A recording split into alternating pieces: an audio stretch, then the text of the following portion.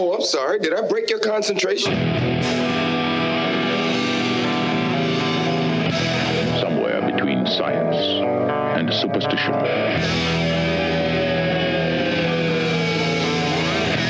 We have such sights to show you.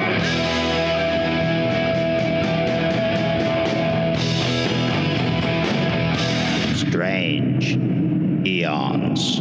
Welcome to Strange Aeons Radio. That's Eric over there. Hello. That's Vanessa over there. Hello. Hey guys, you can see that my place is in a bit of disarray as I start boxing everything up and getting ready to move. Yes. It's so exciting. I had another run-in with the neighbor. Oh no. He's as weird as usual. And does he know you're vacating? He won't have you two bug anymore? He does. No, after complaining to me about a few things and kind of hassling me a bit, I said, "You're not going to have to worry about me. I'm moving." And he said, "Oh, how come?" The greatest question ever asked. I have a list and you are on it. But other than that, I mean, I am super disappointed to be leaving this big, huge place with the giant windows and all that stuff. But in good things, the new place is not nearly as big as this, not nearly as cool as this, and more expensive. All right. So that sounds about right. Got that going for me. And are you paring down your stuff then so that you can fit it in there? I'm going to have to. Do you want to borrow my Marie Kondo book? No. It was very useful. You think your I have thing no space before for it. Very good. Very good. She has a Netflix show. I'll tell you. Yes, I'm very well aware. Guess what? All of these things spark joy. Every single one of them. Thing in my house. No, I am putting together a big, huge half-price books box. Very cool. Big Goodwill box. Mm-hmm. I am rehoming the fish. Oh, really? Yeah. Oh. That was a couple of year experiment, and it just became too much. Yeah. It's very difficult to keep a big aquarium going. So Yeah. Are they all freshwater? yes. Okay. Well, that's something. Yes. So when I say rehoming, they're going right into the pond. The nearby lake. There you go. Maybe finally try a cat. No, the new place, no pets allowed. The guy is. I like this guy already. We're going through the lease and everything. He's like, so no pets allowed. If you come to me and you tell me you want a pet, we can probably work something out. I was like, I don't want a pet. Yeah, that's just heartache. Oh, heart of gold, Kelly. Heart of gold. You've got one hidden in there somewhere. I saw on Disney Plus a little documentary series called 616, which is kind of these offshoots on the Marvel Universe. Oh, yeah. And the first episode is all about the Japanese Spider-Man series from the 70s. What? Holy shit. And it is so good. It's like an hour long, and it talks to all the creators. It talks to the guy who brought it over to Japan. Wow. And that's a show that you can kind of catch little snippets of on YouTube and everything. And it's wild because it has nothing to do with the Marvel character. He comes from outer space. He flies in on a weird pharaoh-looking spaceship robot and all that. And it goes through the entire history of it, talking to the actor who played him as, I can't remember what his name was. Clearly not Peter Parker.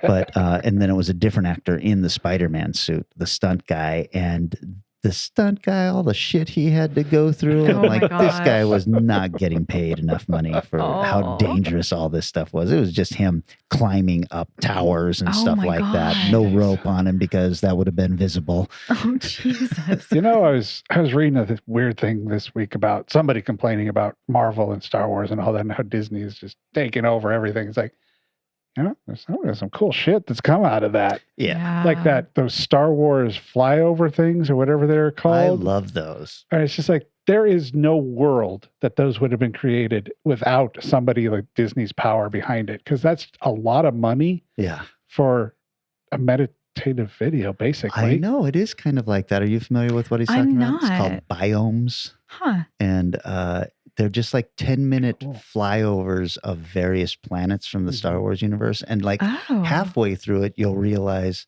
oh, I thought I was looking at Hoth, but now I see that the sand marks are red, and so I'm clearly on the planet from The Last Jedi. And wow. it's really interesting because it's just got very how would you call the music? I guess it's mostly just meditative, subtle, kind of. Yeah, very atmospheric slow-moving as opposed camera scenes and stuff. It's sort of like, I don't know what I know Apple TV does it. I think Roku used to. I don't know if they still do, but like if you pause a movie for a while and it goes into scenes of like the Earth or something, it's very similar to those. It's just you see a tauntaun or a AT-AT. Like, holy shit. That's crazy. I love that. I mean, as much as people complain about it going and being under Disney's belt, I think the bigger the company is that can take on these properties, the bigger risks they can take. Because you would never have gotten like Mandalorian if anyone else had owned this. Yep. Or this. Or Scarlet WandaVision. Witch, WandaVision show. Yeah, I mean, like a random miniseries TV show to help like feed off of a film and get ready for another film. Never ever happen. Yep. Yeah, pretty I cool. agree. I also have Disney stock, so I just want to make that really clear. Nice. Just so, in case that comes back to bite me one day.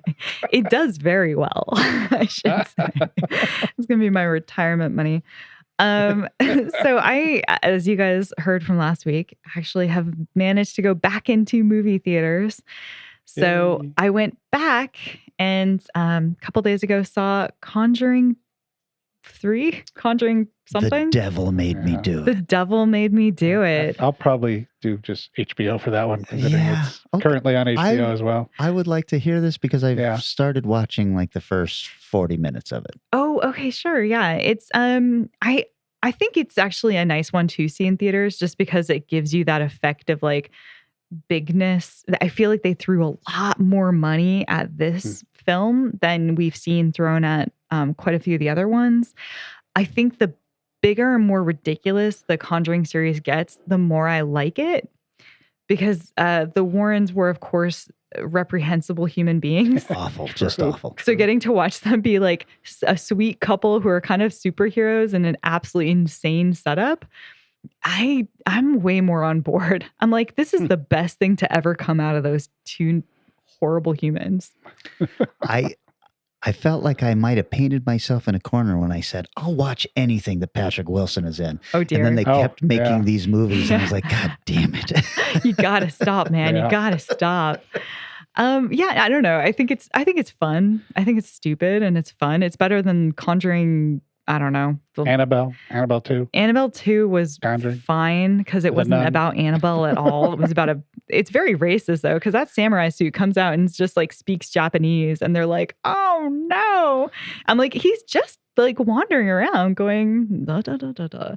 And you're just like freaking out at him. That's really racist. Anyway. Well, Vanessa, you can't be racist. Right. I know. In those moments. Yeah. The Conjuring series is very okay with me. I think I've seen 1 and 2. Yeah. And I saw this thing this morning or sometime recently. Here's the Conjuring universe in chronological order to when the movies take place. Right. So you should watch all of these before watching the new one to fully understand. I was like, I'm good. Yeah, I am not going to do unnecessary. that. The biggest problem I have with Conjuring is, man, at least especially like the first one, I thought had some really good, genuine scares, like the clap and little moments. Mm-hmm.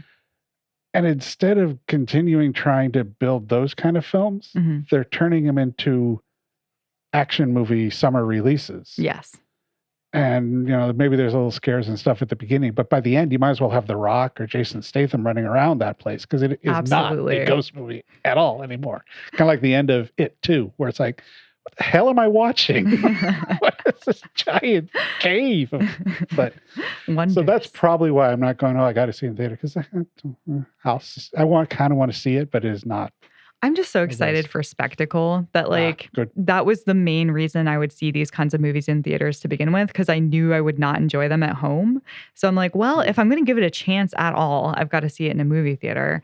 And I thought that worked out pretty well. Although I did have a typical movie theater experience of there were some teens at the end of the row who were watching it who kept pulling out their phone and the light was like flashing around. And I was like, is it during COVID times? Can I go and like punch them? Or is that like germ warfare? Like what will happen to me? In my mind's eye, Eric, I hope Jason Blum is listening to this podcast and he hears that and he stops and he grabs a pencil from behind his ear and he licks it and he writes a note to himself and he's like, I'll take Eric's advisement here. And then he crumples that paper up and he throws it in the trash can and he says, no, I like making money and we seem to be doing just fine. So I don't think that he's too worried about the fact that they've turned these into, the Marvel Universe of horror. And it's not James Wan anymore for this most recent. He's moved on to bigger and better things. Sure. Well, not better, but Aquaman 2. Is that what he's doing? Oh, wow. Really? Okay. Okay. No, your explanation of why to see it in theaters is good. That's the best reason I've ever heard, actually, because if I don't watch it this way, it's not going to be any good. All right. Yeah.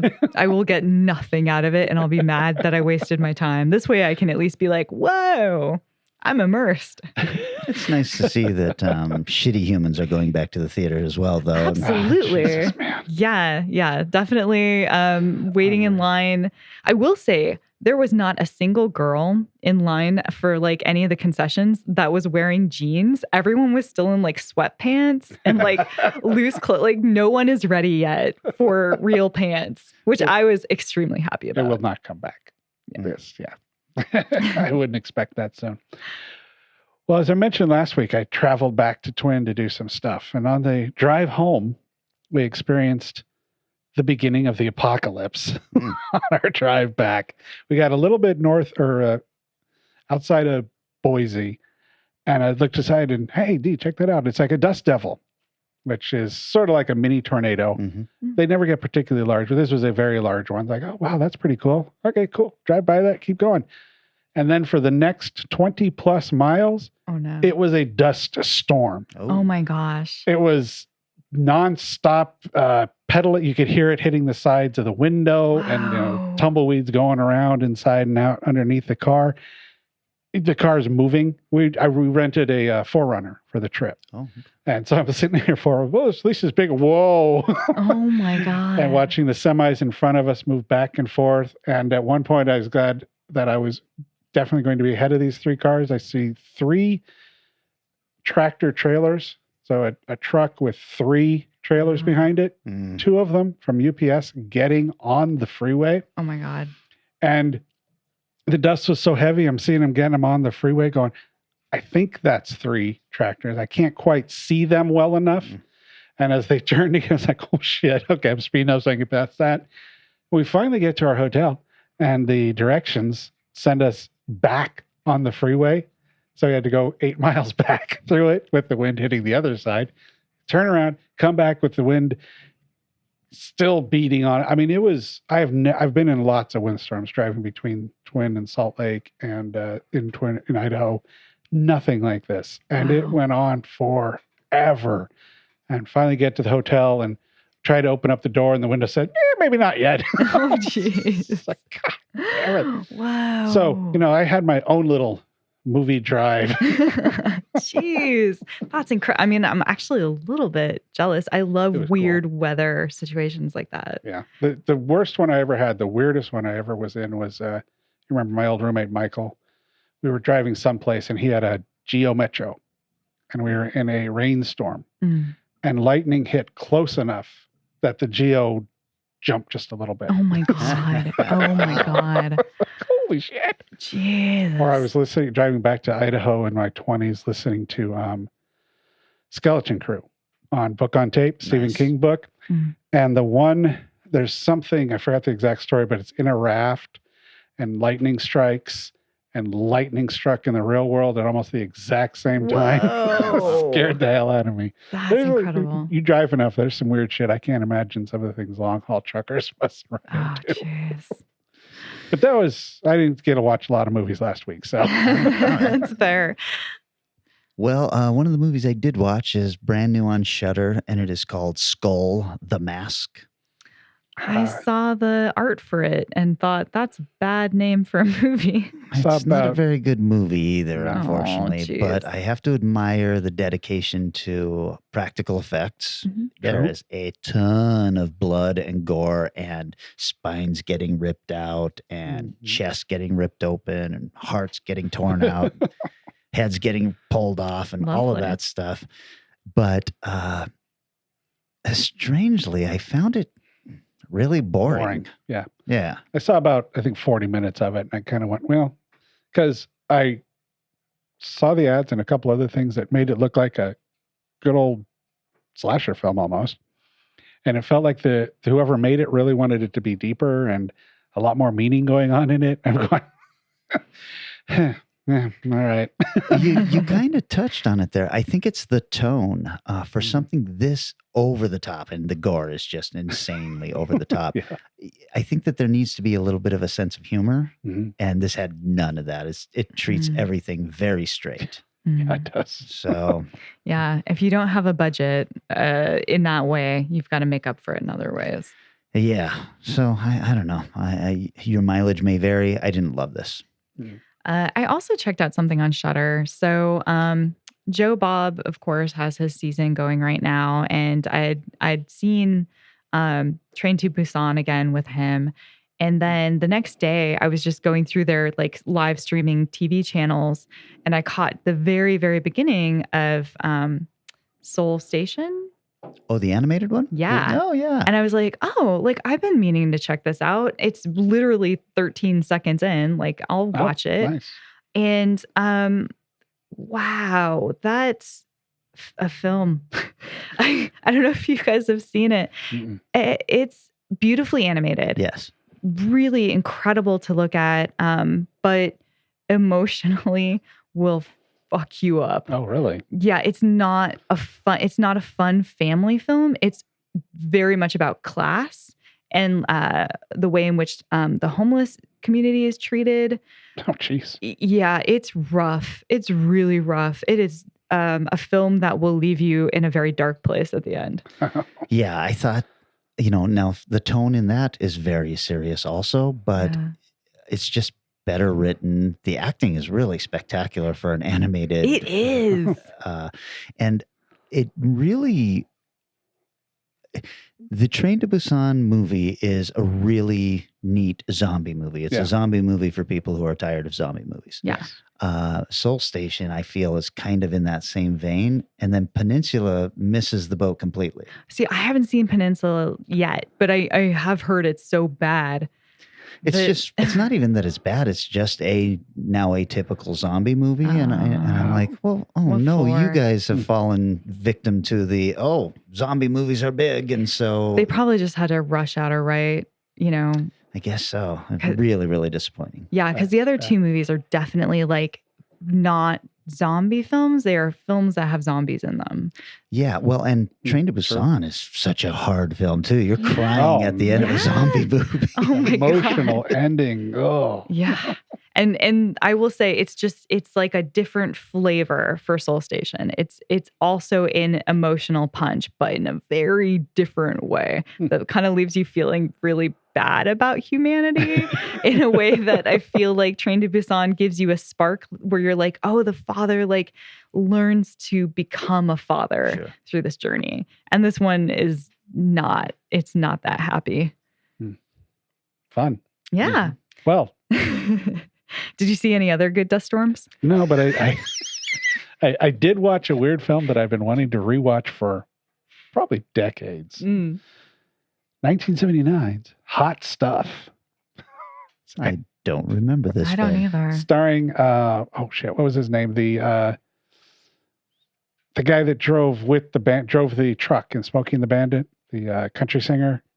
Jerry Reed. Yeah, Jerry Reed. It's Jerry Reed and Dom DeLuise. I believe it's Dom DeLuise's directorial debut or one of his few things he directed. This has flown over my radar. I've never heard of this. It's stuck in my head for a line that 10 or 11-year-old or however old when I saw this just loved.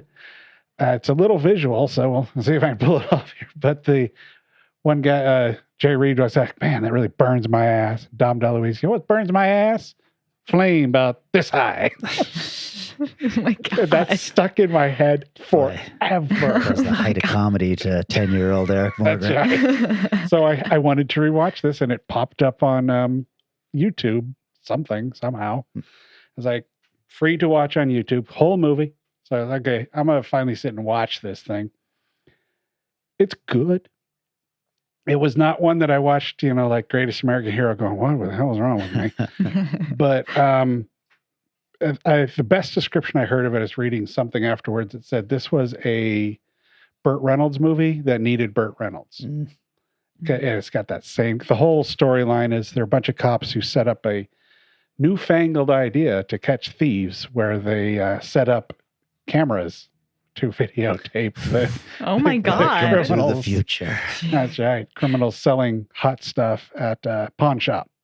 Oh. And so, it's got that kind of somebody comes in, here's a joke. Somebody comes in, here's a joke. So it's fun. Dom DeLuise is great. Jerry Reed is fine. It's a fun, and it's got what's her name? Husband of or the wife of Bob Newhart in the Bob Newhart show was the lead woman in it. She's really good. Yeah, I can place her, but I don't know her name. Yeah, but so it was worth watching. It was, but I was like, okay, I'm done with that. I'll put that out of my head now. Every once in a while, you need one of those movies to come as a palate cleanser for all the horrible, mean, gory shit we're watching. Exactly. Yes. Yeah, mine is usually like children's films, but yeah, we each have our own. That works. Well, why don't we take a break, and when we get back, I'm going to be talking about a movie just like that for Vanessa's topic. So, ooh, I'm excited. Children or messed up? A palate cleanser. Okay, cool.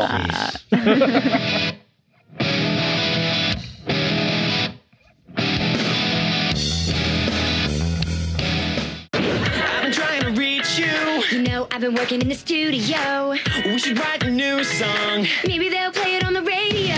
When can we get together? Let's not wait another day. Don't forget your guitar. Got it all ready and I'm on my way. It's been so long since I saw you. I was wondering if you were even real. Now I can't believe my eyes. Yeah, you're not pretend. I thought you might be my imaginary friend. You're like a star landing here from outer space. My world just got a whole lot brighter now that I can see you face to face. And we're back. Vanessa, this was your genre topic. Yeah. So this week I went with what I'm calling Devil on My Shoulder. And this is where you have either an imaginary friend, a ghost, a demon, something that is talking to somebody else and other people can't see them. And part of the reason why I did this is because I've really been wanting to see for a while now a movie called Daniel Isn't Real. It's common for people to see things that aren't real.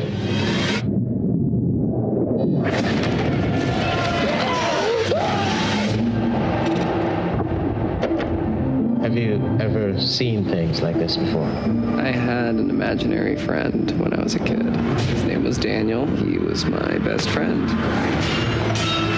He was my only friend. It's kind of a strange notion, but maybe you should try to connect with that part of yourself again. You needed my help.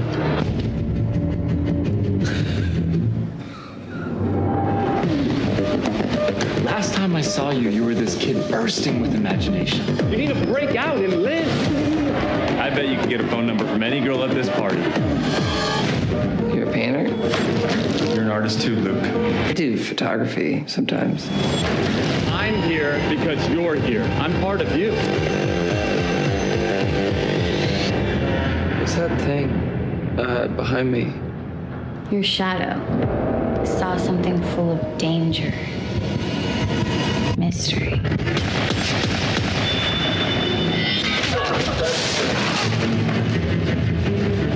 He's taking over. He's making me do things that I don't want to do. You do this? I imagined you. I can make you go away. Dad Daniel is simply an aspect of your mind. Scared of what I could do. When you painted me, you saw a shadow. What did he look like? He's weak. He's lonely. And he's nothing without me.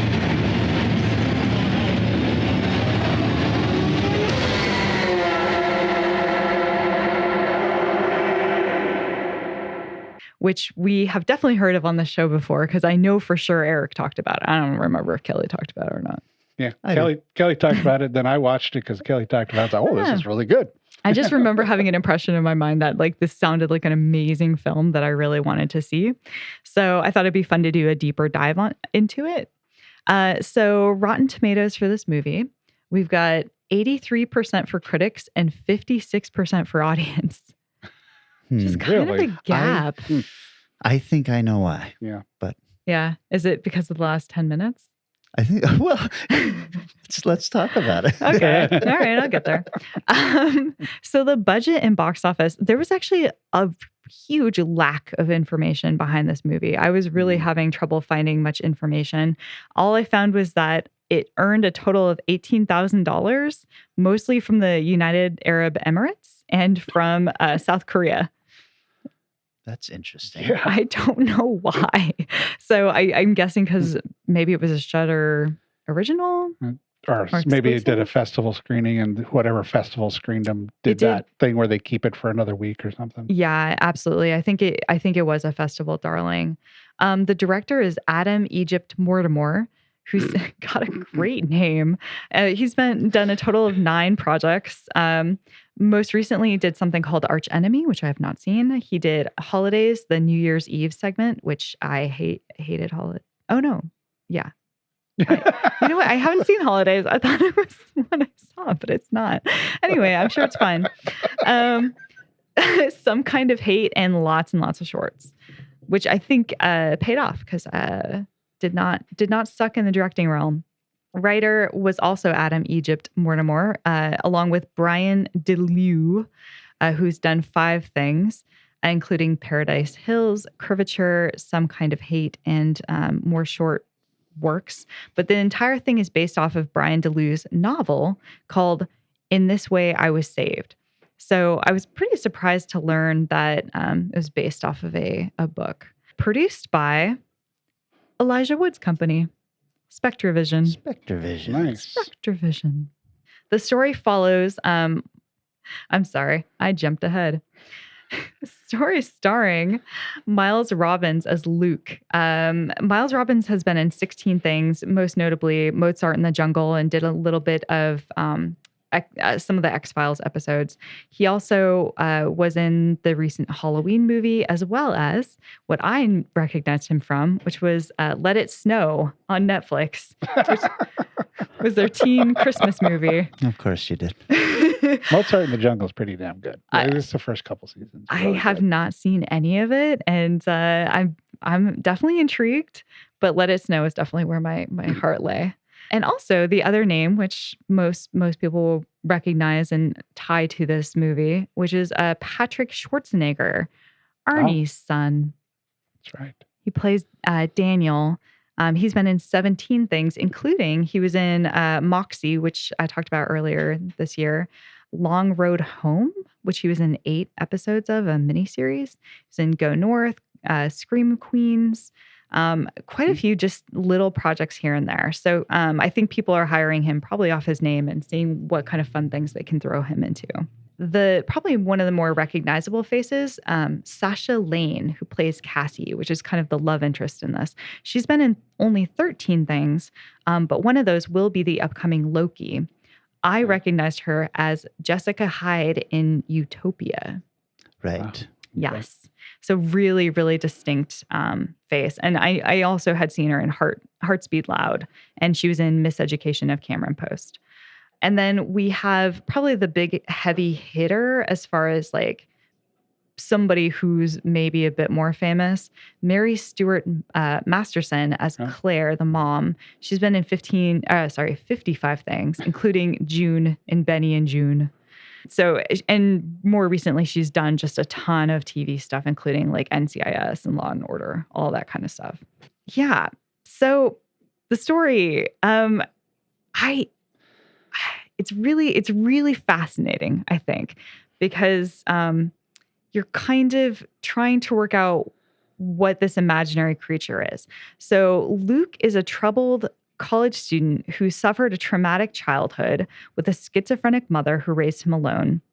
He had no friends. He never really fit in until he accidentally walked past a cafe shooting where all of a sudden, magically, while staring at the dead corpse of a shooter, surrounded by some police and a lot of blood, another boy pops up next to him and is like, "Hey, you want to go play?" He's like, "You know what? I do want to go play. Let's do this." And they become inseparable immediately. They become best friends. They're always together. And of course, Daniel is a imaginary friend to Luke.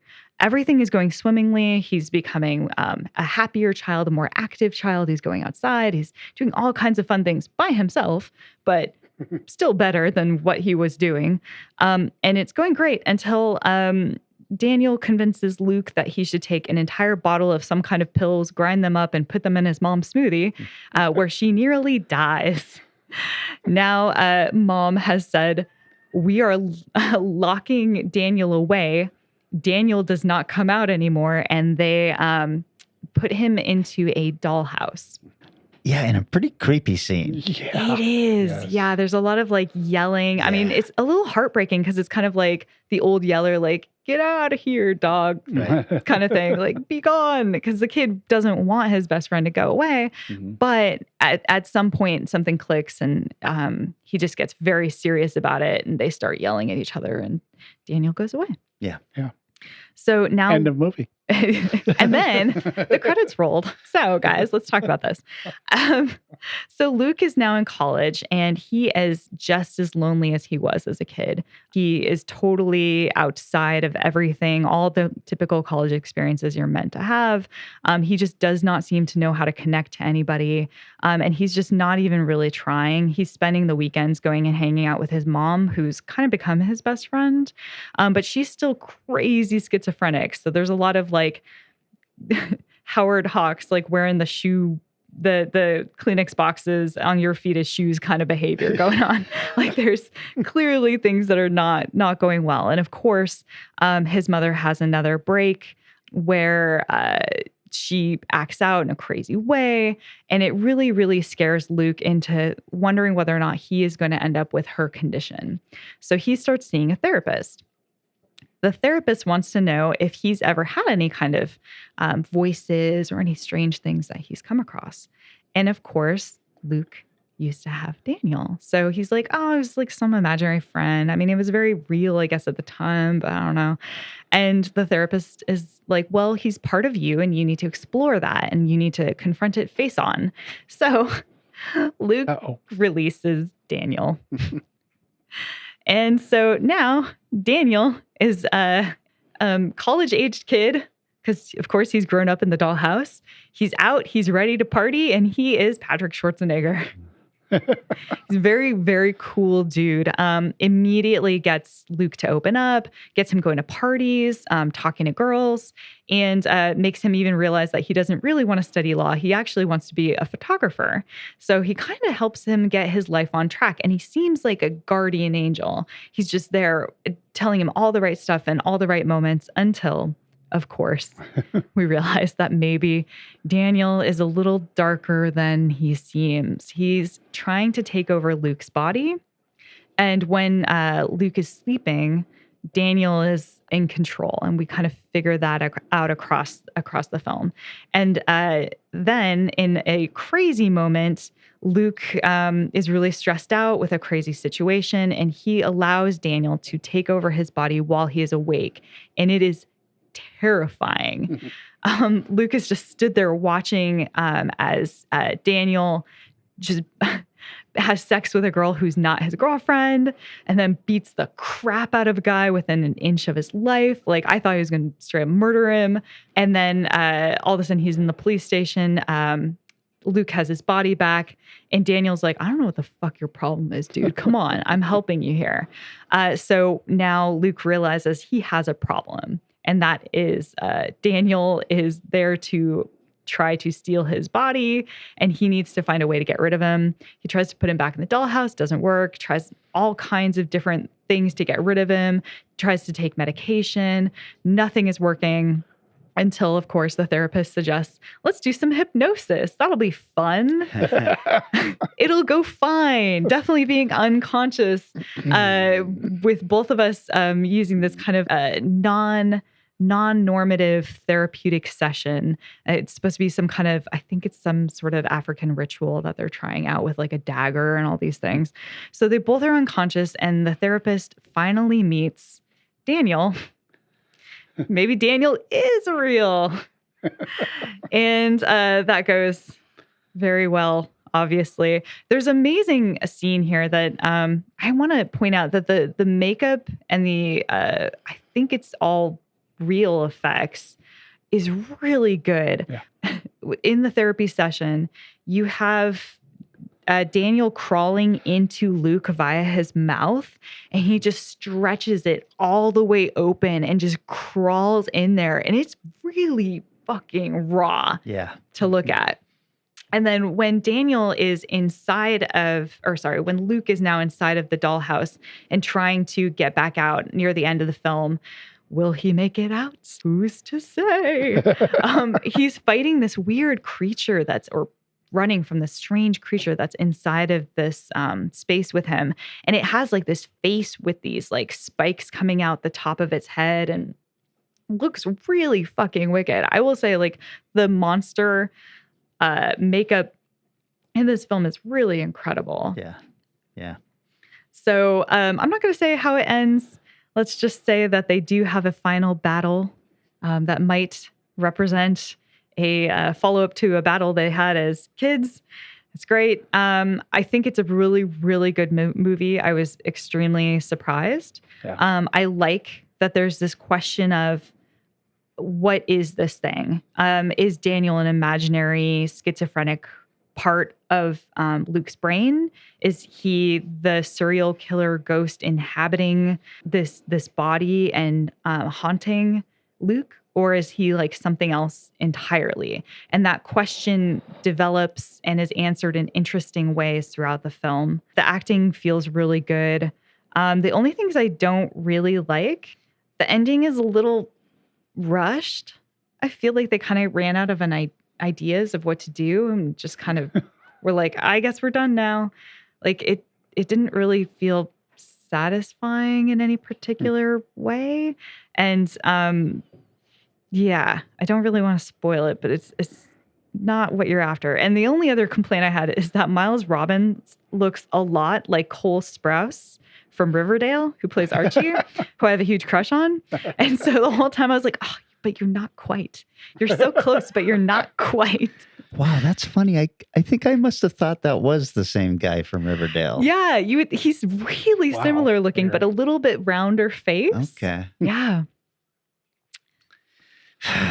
Boy, this is a frustrating movie for me because I loved it until the ending. Yeah.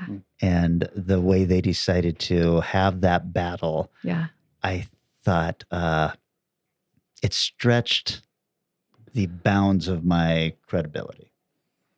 I can see that. And I was like, it switches gears pretty drastic. I mean, I feel like it's a good full circle, but I guess I wonder, like you said, it felt kind of like they ran out of ideas. Yeah. And I wonder if this is a rewrite to an ending that they didn't feel fit or something. Because it just, I could see that. It just doesn't, I don't know why.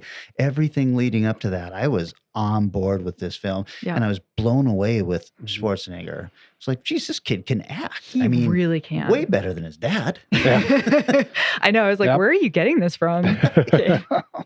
Hanging out on sets all first 20 years of his life or whatever. Yeah, absolutely. I mean, I think this is a really effective film until it's not. I think it's creepier than shit. Everybody, I thought, was just giving it their all. And I was like, boy, this little indie film is my favorite movie. And then that last 10 minutes, I was like, God damn it. I almost hate this movie now Yeah. because of how much it let me down. Well, and it's really frustrating too, because there's a little bit of a vagueness as to exactly what happens at the end. And so I Googled it, and all the theories that I was getting were so stupid and far-fetched. And I was even angrier. I was like, you guys are dumb. The ending you guys are really of freaking dumb. X movie explained. They're very rarely very bad. satisfying. No, I think I was just curious as to like what people thought of the imaginary kind of situation.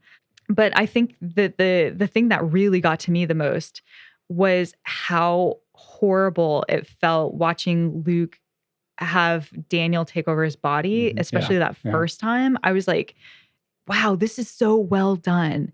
It is absolutely upsetting in the deepest way that I can't even describe. It almost feels anti-claustrophobic. It's like you're in too big of a space and it's not right. Yeah. Yeah, I can see that. It's really well shot too. That enforces what you're talking about, the way it was. Oh, for sure. Production. It's pretty good. Yeah. I don't know if you said, have the filmmakers gone on to do anything after this yet? Yeah, actually. So the director has done another project since, which was Arch Enemy, his most recent stuff. And he had done a couple things before. Have you seen that one? Yeah, I saw Arch Enemy.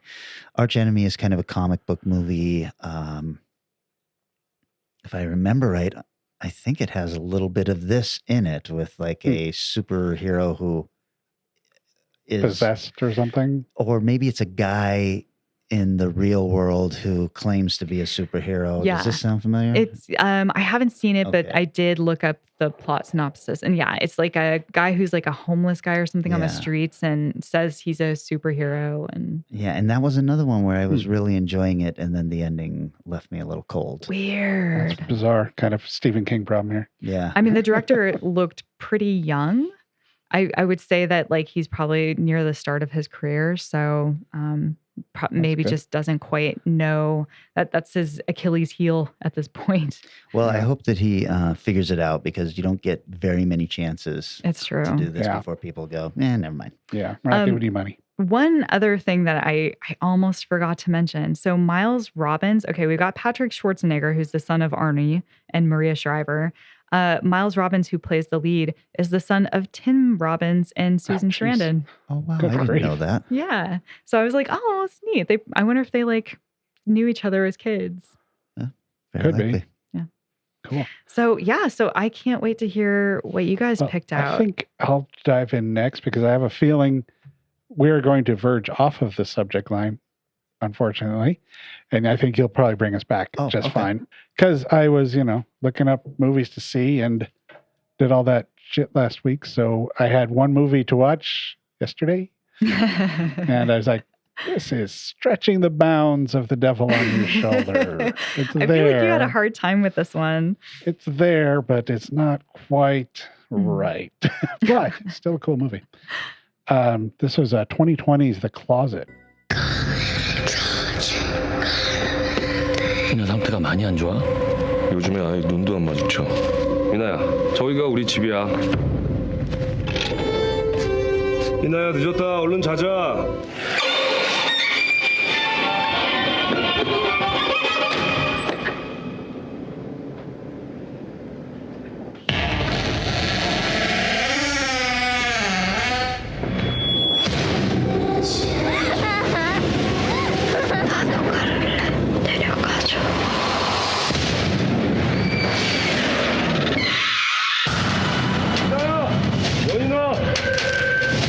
어느 날 갑자기 집 안에서 사라진 아이.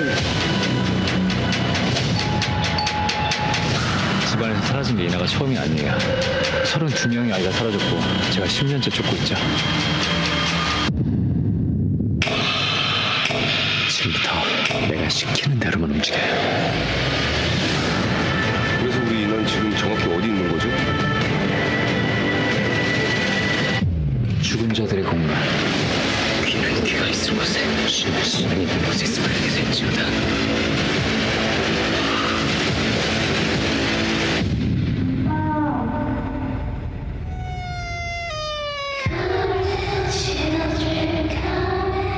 Which is a Korean film, which knew enough to not really have much information on it.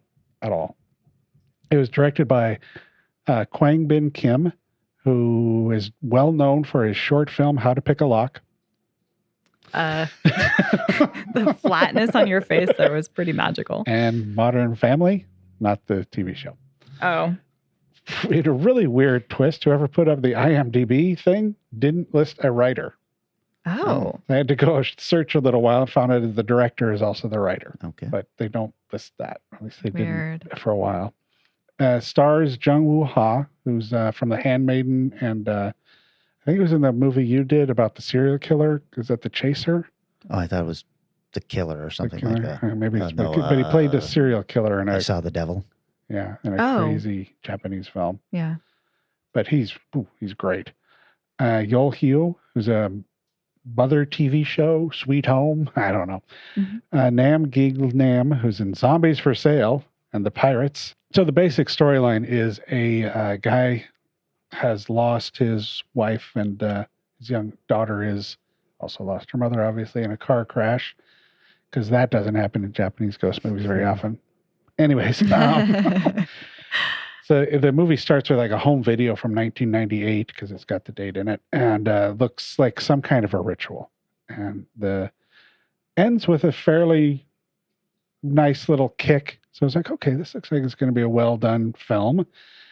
Plot line begins with father trying to find a nanny for the kid because, of course, he's a high-powered architect who's trying to design a museum, and he needs to be able to do all this stuff, and his damn kid's in the way, although he's actually very sweet. This is not the kind of movie dad you dislike because he seems to be ignoring his kid. It's the one who he's doing what he has to do, but that what he has to do sometimes isn't very nice. And the little girl is astounding in her role. She is so good. You can't quite tell. The girl might have some kind of a sickness, which is why she needs the help, but it also might be a mental thing. So he's looking at nannies, but he's also looking at maybe a camp counselor kind of situation where she goes away to camp. The kid is incredibly quiet and doesn't talk at all. Emote's fantastic. It's really solid. And then, of course, you get to the house and they get into the kid's room, and the closet looks like it belongs in a Victorian mansion or castle or something. Like, well, there's the trouble. Definitely not haunted. That's right. Not at all. And so the kid is playing, and you get the nice little creepy moments, some good little, like we were talking about the Conjuring, good little Conjuring style scares, which were really well done. The father also has panic attacks. And so those all come into play as the movie proceeds. Mm-hmm. And we hear a loud scream. The little girl screams, and the dad comes running in, and suddenly the girl's very talkative, speaking a lot. And I found this under a thing that said invisible kid or invisible friends or something like that list.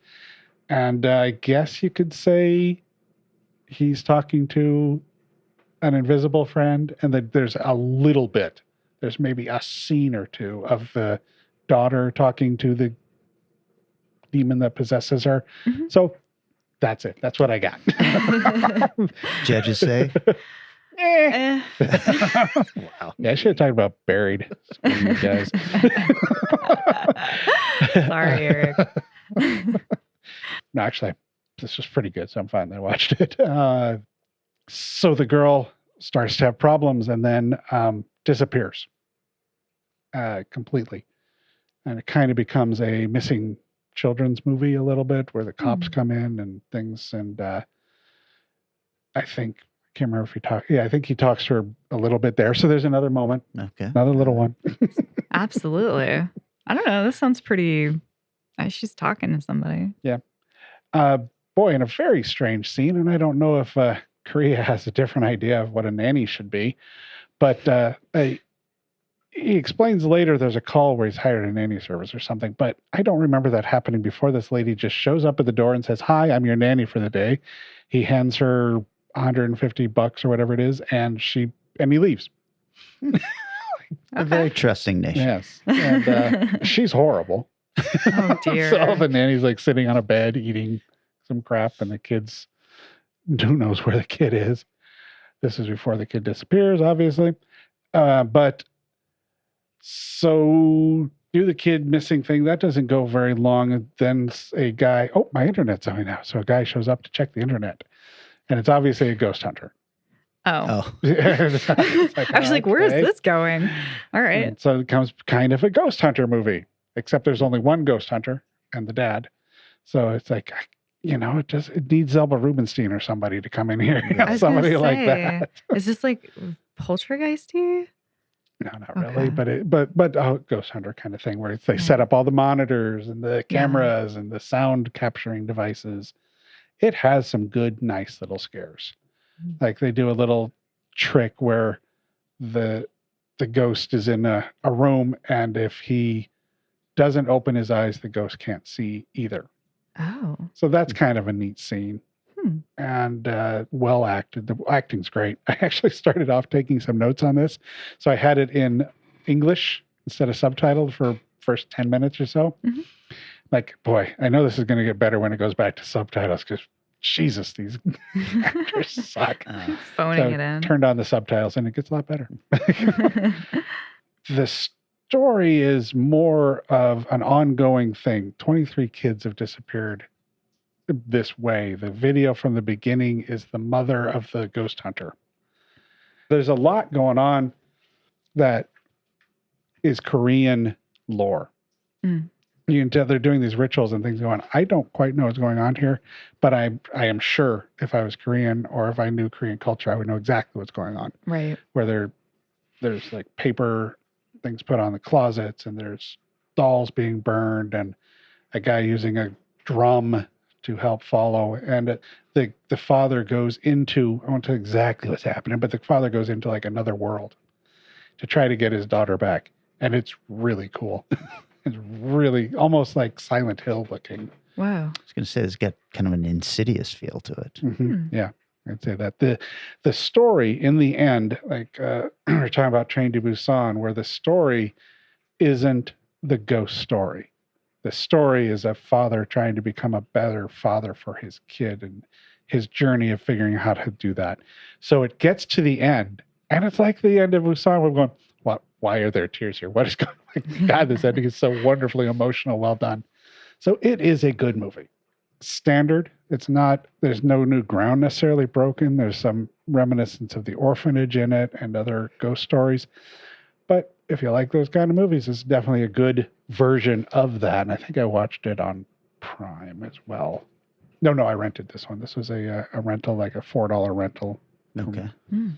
And since it's brand new, there's virtually nothing to say about it. Like the occult rituals might resonate with Korean viewers, but it does add an interesting sense of disorientation as a American viewer going, this is weird, but interesting. Right. Principal photography began September 17, 2018 and wrapped November 29, 2018. Fascinating. Yeah. Man, I read like 4 or 5 interviews about this thing, all kinds of stuff, and came away with very little. Yeah. As far as beyond what you're going to hear in every interview of everybody who's promoting their movie that's coming out. Yeah. So I would say it's worth watching, but I think it definitely skirts the edge of our current subject matter. I don't know. I think that works. I mean, you have in movies like Poltergeist where the little girl is talking to the entity, like I would have counted that. And this sounds like it's kind of about the same amount of just. Yeah, it's got a little bit of that. That's fine. I don't know. I mean, I don't think you're far off. How about you, Kelly? I say no. What was your second choice for this movie? Buried. I would love to talk about Buried. I say no to that as well. I said no to that. That's right. Why you kept digging. I chose a classic that I hadn't seen in a long time, and I hoped it would work, and it worked spectacularly. That is from 1984, All of Me. Roger Cobb was a rising young lawyer whose first big case. Guess what I'm going to do? What? I'm going to come back from the dead. Was a basket case. What am I missing here? You see, thanks to His Holiness Prakalaza, my soul is going to leave my body forever and become one with the universe. At which time my soul will enter her body. Ah, good plan. They put her soul in a bowl. But things got out of control. I lost her. What's that? And it worked. Oh, my Lord. I can't believe this. I can't even die right. Somebody please tell me this is not happening. We obviously have mutual control over our body. Our body? It's my body. I'm not sharing my body with anyone. Everybody's going to be real disappointed. Now, Edwina Cutwater is dead and living in Roger Cobb's body. You know, you have a great deal to learn about making someone feel welcome. Let's get something straight here. I never liked you when you were in your body. I certainly don't like you in mine. She's spoiling his love life. Edwina! My name is Peggy, you pig! No, let me explain. It's Edwina Cutwater. She died today. You did it with a dead woman? He's ruining her afterlife. I can't go in there. That's the men's room. Just shut up and do as I say. She's getting under his skin. Don't I excite you? Edwina, go away, will you? I own that body. What if you got it pregnant? You have no right. No, you have no right. It's 2:00. I want you out of me by 3:15. Now, where's the Swami? Steve Martin and Lily Tomlin in All of Me. I dig the hell out of this movie. Wow, 84. I thought it was earlier than that. No, 84. I couldn't find any budget on it. Box office of about $35 million. Rotten Tomatoes critics have it at 85%. The audience has it at 67%. It was directed by Carl Reiner, who is a comedy legend and had a string of Steve Martin movies in the 80s. He did The Jerk, Dead Men Don't Wear Plaid, The Man with Two Brains, and this movie all in a row. Such a good run. He also directed, I didn't know this, he directed Summer School in 1987, Really? the Mark Harmon movie. Geez. I love that movie. Yeah. Written by Henry Olick, who wrote The Ladies of Sweet Street and Serving Up Richard, and Phil Alden Robinson, who would later go on to write and direct Field of Dreams. And this was based on a novel by Edwin Davis called Me Too, Me TWO. It stars Steve Martin. Oh. And Lily Tomlin. Oh, that's cool. And I'm just, if you don't know who those people are, then you better start watching some movies. The story. It's very 80s. Martin plays a 38-year-old lawyer who is dating his boss's daughter and is also an aspiring jazz guitarist. And they make a big fucking deal out of the fact that he has just turned 38. His life is over, Vanessa. Man. Oh, no. He wants to be a jazz guitarist. He realizes it's time for him to grow up and really take his lawyer duties a little more seriously. His girlfriend comes and knocks on the door and gives him a big 38th birthday present. And you can tell she's a little wacky. She has gotten him like an African tombstone that she, this big, huge thing that she props up in the house. And he's like, you gave me a tombstone for my 38th birthday? Hey, man, those things get to be expensive. It was really cool looking. I was like, look, if a girlfriend gave me this, I'd be very happy. Lily Tomlin plays a difficult, eccentric millionairess named Edwina Cutwater, who has been bedridden since childhood. She has a generic malady, some kind of issue, cannot get out of bed. We are kind of led to believe that maybe she has brought all of this upon herself, but when the movie starts, she is actually dying. Oh, okay. And she has employed Roger's law firm to manage her estate. She asks him, when he comes to visit, to make some unusual final arrangements to her will.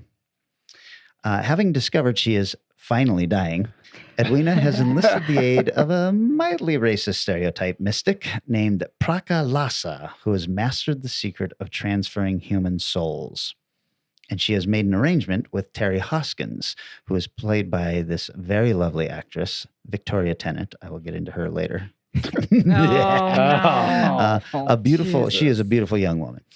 Edwina wants her soul placed in Terry's vacated body so that she can finally experience youth and health. Terry, for her part, she has expressed discontent with the material world, and she will have her soul released to the ether. Okay. Well, all right. Sounds like a good deal. Roger is there to change Edwina's will so that Terry, as Edwina's future self, will be the sole beneficiary of all of her millions. Unsurprisingly, Roger gets there and hears all of this and says, "You guys are fucking nuts." And so she threatens to have him fired, and oh my God. She's like, "I'm gonna have your boss fire you," and he's like, "Why don't you just possess his body and do it yourself?" So she's there at the law firm where she passes. And because she knows that at any minute she could pass, she's got the mystic with her, she's got Terry with her, and all this stuff. As she passes, the mystic is able to get her body into this kind of ritualistic little bowl that he's got. And from that bowl, he's supposed to put her spirit into Terry. But in all the commotion, the bowl gets knocked out the window. Oh my God. Lands on Steve Martin's head. Oh God. And we find out about the same time that Roger does that Edwina Cutwater is now in him and in control of exactly half of his body. Oh my the God. left half. Oh my God. There is some unbelievable physical comedy in here, especially when they're just at first trying to learn how to walk together. So he's got a little bit of a feminine swish on one side and then a very manly step with the other, and they have to start talking to each other. They can hear each other in their head. Wow. And when he sees his reflection in a mirror, he can see her and he can have conversations with her that way. And it is just hilarious. It's ridiculous. It's over the top. It's dated for sure and absolutely delightful. When she is horrified to learn that she's going to have to help him at the restroom. That's a great scene. It is a pretty great scene while he's yelling at himself in the restroom and the other guys in the restroom are like, and he's like, "Just take it out. Quit playing with it." Oh my God. Do I smash it against bash it against the side? They realize what has happened and that they have to now find the guru and find Terry again and get her placed back in the body she's supposed to be in. Well, when he finally confronts Terry and Terry realizes that it works, we find out that Terry was not a very good person and she was agreeing to this because she thought she was going to get this crazy old bat's money. Mm-hmm. Now that she knows that it works, she's like, no way. And so she actually tries to ship the guru off, and it becomes this silly kind of chase movie where they're trying to chase down each other.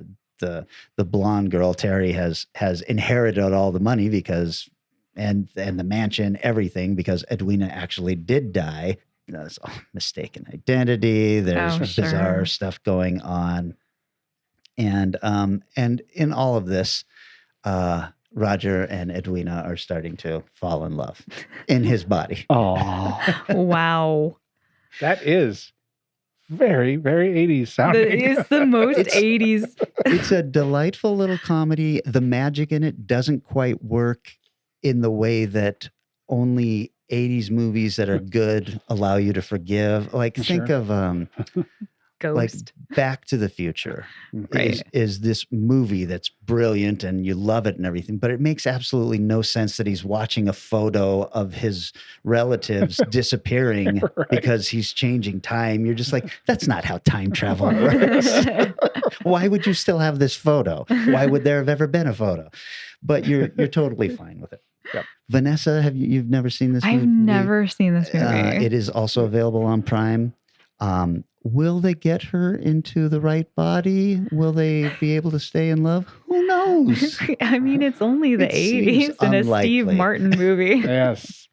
Yeah, when he was physical comedy, he is so good at that stuff, man. Yeah, and it's him and Carl Reiner. So they've done a ton of movies together prior to this, and they've all been hits. So they're very comfortable with each other. Everybody is working at the top of their game. I'll just say this: the film was originally supposed to star Chevy Chase and Goldie Hawn. Oh. It was written for them. They declined. Yeah. Or something happened. Probably Goldie actually was like, I have worked with him a couple of times now, and I shall not do so again. Chevy is a well-known asshole. Terry Hoskins, played by Victoria Tennant. Steve Martin and Victoria Tennant met during the making of the film and were married in 1986, staying together until 1994. Reportedly, the actress was so smitten with Steve Martin on that first day that she rushed home to tell her male roommate he had 3 days to move out. Wow. So love was in the air, and the relationship blossomed and lasted for a while, but, Hollywood marriages are... It's hard to stick. Yeah, I mean, a year of Hollywood marriage is like 7 years in regular marriages. So. True. Did you ever watch much Lily Tomlin? She did that thing called the Search for Signs of Intelligent Life in the Universe. I did not see that, but that I'm a huge fan of 9 to 5. Yeah. And she's also amazing in that. And did she do The Incredible Shrinking Woman? Yes. Yeah, I think I mean, that's not a good film, but I liked it. She was good in it. Exactly. Yeah, that did some great stuff. Yeah. I'm happy that she's still working so much. Yeah. Well, I mean, I think that I've heard some stories that she can be difficult. I think that you can't be too difficult in this town before people say we're not going to work with you. So for sure. So she must be okay. Yeah, there's the right kind of difficult. Yeah. Where by the end you go, oh, you know what? You're probably right. Well, we also know she was coming up in a time where powerful women were not looked upon very favorably. So maybe just holding your own counted as being difficult in Hollywood in the 80s and 90s. So for sure. Anyway, I love this movie so much, and I was so glad that you picked this genre because I was like, what am I going to do for this? Because I've already done too many movies that are kind of with this for different topics. Right, like Invisible, or like there's a lot of kind of almost crossover. Right. Yep. So I'm glad you were able to split personalities and everything. I was like, totally. Oh my God, that not Scorsese. What was the movie we did with the split personalities? And I chose De Palma. Raising Cain? Yeah, Raising Cain. I'm like, that's perfect because he's literally sitting next to him speaking in his ear. I wonder if they'd notice if I did that again. But this one turned out to be such a delight to watch again. So, yeah. Nice. I'm glad you found such a unique and like perfectly fitting. It was absolutely perfect for me because this is one of those movies that, like I was saying earlier, is a palate cleanser. Yes. I forgot how fun Steve Martin was. It was killing me. I mean, Steve Martin has always kind of looked old with his gray hair and everything, but it was killing me. They're like 38. My life is over. It's just like, oh boy. Yeah. Don't watch the one where he marries off his daughter. That was Father of the Bride. Yeah, Father of the Bride. Because he's not that old when he keeps talking about being like early 40s and his life is over and everything. He's like going through midlife crisis and all. I'm like, oh my God. Remember the scene in that film where he's talking to I think it's a wedding planner, and he had a heavy accent and he could not understand anything he said. That exact thing happened to Dina and I when we were planning our wedding. It was me, Dina, Marth, and Roz. And he's speaking with this heavy accent, and Dina and I are kind of looking at each other, looking at Marth. He leaves the room. Marth leans over. I can't understand anything this guy's saying. So the three of us cracked up big at that. That's so good. Oh, God. Well, there we go. Devil on My Shoulder.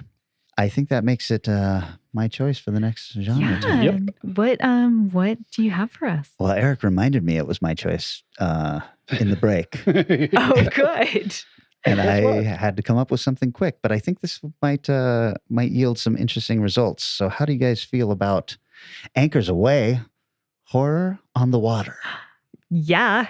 Okay. Absolutely. I'll even accept horror coming from the water. Okay. So, but Jaws is right up.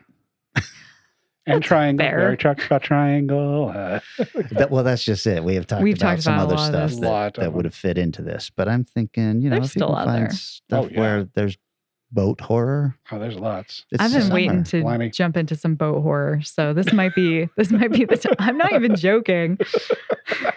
Wow. Why didn't you make it one of your own picks then? Well, because I didn't have it on my enormous list. Add another one to the list. Well, okay, so that's what we will do for next week then. Horror on the Water. Anchors away, guys. Ahoy hoy. Many thanks to everyone who is still participating in the Value for Value model. We will shortly have information on how you can pick up one of these amazing coins that Danny Williford made for us. T-shirts are being bandied about, so there's going to be stuff going on. We'll have some kind of storefront available very shortly, I think. Yes. And thanks everyone for liking and sharing the posts, reviewing. Hey, I keep hearing on all these other podcasts, you got to get out there and review. It makes a huge difference of whether we are seen on a page when you're searching for us. Yeah.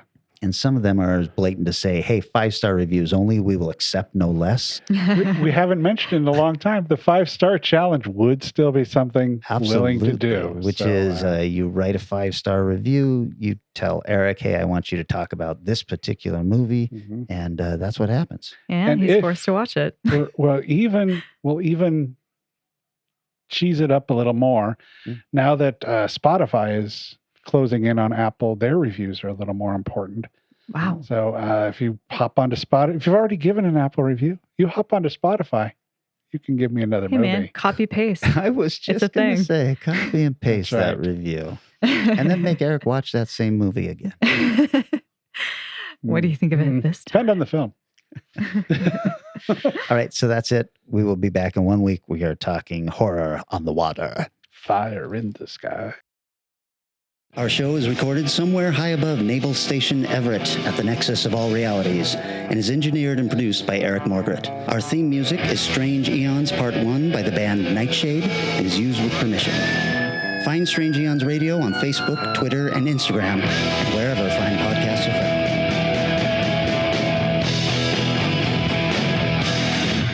Have a typical movie theater experience of there were some teens at the end of the row who were watching it who kept pulling out their phone and the light was like flashing around. And I was like, is it during COVID times? Can I go and like punch them? Or is that like germ warfare? Like what will happen to me?